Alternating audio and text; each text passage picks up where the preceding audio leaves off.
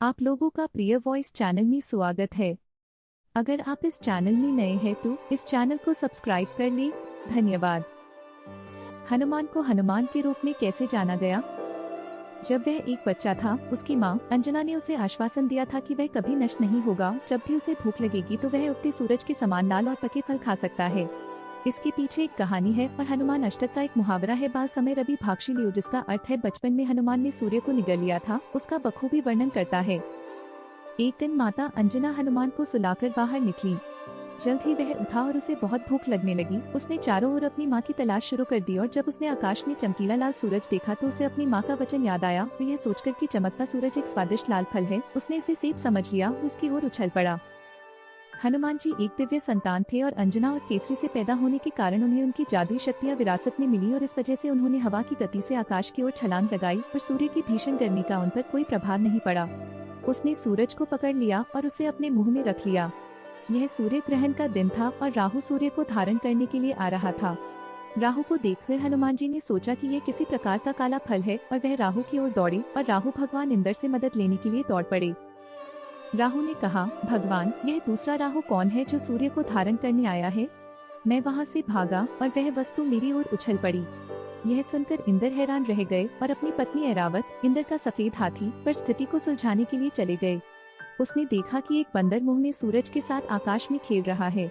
इंद्र के हाथी को देखकर हनुमान जी ने सोचा, यह एक स्वादिष्ट सफेद फल है, और उस पर हमला करने की कोशिश की।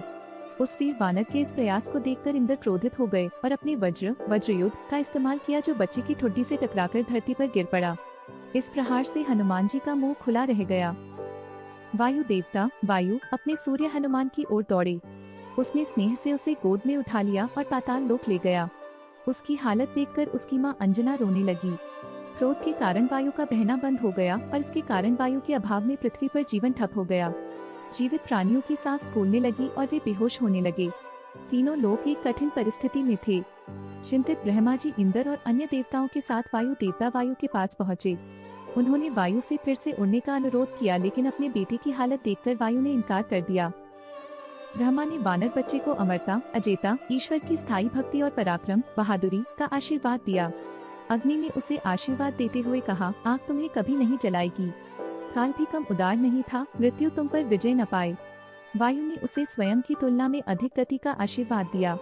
इंद्र ने कहा, किसी भी प्रकार का कोई भी हथियार आपको घायल नहीं करेगा या आपके शरीर को नहीं मारेगा, क्योंकि मेरी हिट के परिणाम स्वरूप आपकी थोड़ी हनु टूट गई थी, इसलिए आज से आपको हनुमान के रूप में जाना जाएगा। एक टूटे जबड़े वाला। सभी देवताओं ने उसे यह कहते हुए आशीर्वाद दिया कि कोई भी शक्ति और गति में कभी भी आपके बराबर नहीं होगा और गरिमा से वह जीवन के सबसे बड़े रूप को प्राप्त कर सकता था। इसी घटना से अंजना के वानर पुत्र को हनुमान के रूप में जाना जाने लगा। इसके बाद वायु देवता पहले की तरह बहने लगे और तीनों लोकों में जीवन सामान्य हो गया। हनुमान ने अपनी शक्तियों को कैसे खो दिया? हनुमान का बचपन शरारतों से भरा था। वह महान ऊर्जा से भरे हुए थे और उन्होंने अपनी महान शक्तियों का उपयोग ऋषियों का ध्यान करने के लिए, मजाक करने के लिए किया था। हनुमान जी ने उनके बालों को खींचकर पूजा में विघ्न डालकर और उनकी पूजा की चीजें छीनकर उन्हें परेशान किया। पहले तो ऋषियों ने उनकी उपेक्षा करने की कोशिश की, लेकिन बाद में वे उनकी शक्तियों से बहुत थक गए और हनुमान को एक छोटा सा श्राप देकर उन्हें दंडित करने का फैसला किया। अपनी शक्तिशाली दृष्टि से ऋषियों को पता था कि हनुमान एक दिव्य संतान है और बाद में अपने जीवन में वह लंका से माता सीता को वापस लाने की उनकी खोज में भगवान राम की सहायता करेंगे। उन्होंने उसे शाप दिया कि थोड़ी देर के लिए हनुमान अपनी सारी शक्तियों को खो देंगे और केवल तभी याद रखें जब कोई उसे इसकी याद दिलाए। शाप का प्रभाव तब उठा जब जाम्बवंत नाम के एक बुद्धिमान काले भालू ने हनुमान को उनकी शक्तियों की याद दिलाई, और यह तब हुआ जब हनुमान ने अपनी सभी महान शक्तियों को याद किया और माता सीता को खोजने के लिए लंका में बड़ी छलांग लगाई।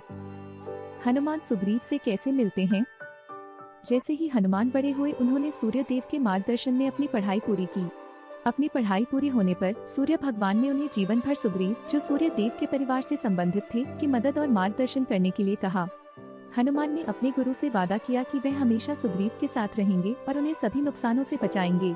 अपने गुरु से आशीर्वाद लेने के बाद हनुमान अपने माता पिता के घर लौट आए। बाद में अपने जीवन में हनुमान के पिता राजा केसरी ने हनुमान को राजनीतिक ज्ञान प्राप्त करने के लिए पंपापुर जाने के लिए कहा। यहीं पर हनुमान बाली के छोटे भाई सुग्रीव से मिले।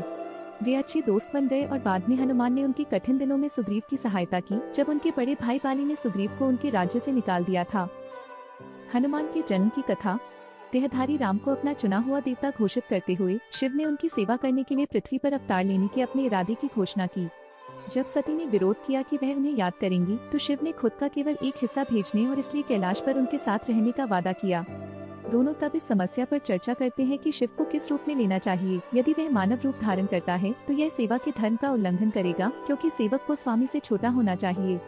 शिव अंत में बंदर के रूप में निर्णय लेते हैं, क्योंकि यह विनम्र है, इसकी सरल आवश्यकताएं और जीवन शैली है। कोई आश्रय नहीं, कोई पका हुआ भोजन नहीं और जाति और जीवन के स्तर के नियमों का पालन नहीं। यह सेवा के लिए अधिकतम गुंजाइश की अनुमति देगा। सारी कहानियां सुनने के लिए चैनल को लाइक सब्सक्राइब करें। ये सारी कहानियां हम दूसरे भाग में हम लेकर आएंगे, इसके लिए हमारे साथ बने रहे। धन्यवाद। ये स्टोरी अच्छे लगे तो वीडियो को लाइक कर दे और ऐसी स्टोरी सुनने के लिए चैनल को सब्सक्राइब कर दे और नोटिफिकेशन बेल को प्रेस कर दे।